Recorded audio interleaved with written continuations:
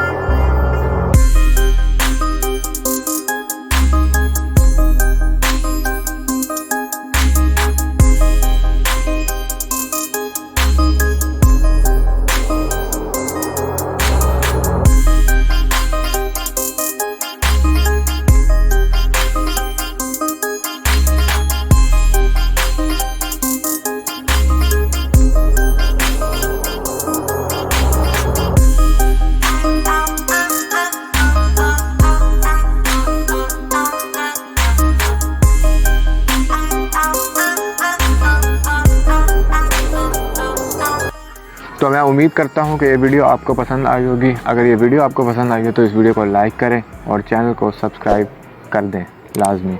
तो मिलते हैं नेक्स्ट वीडियो में।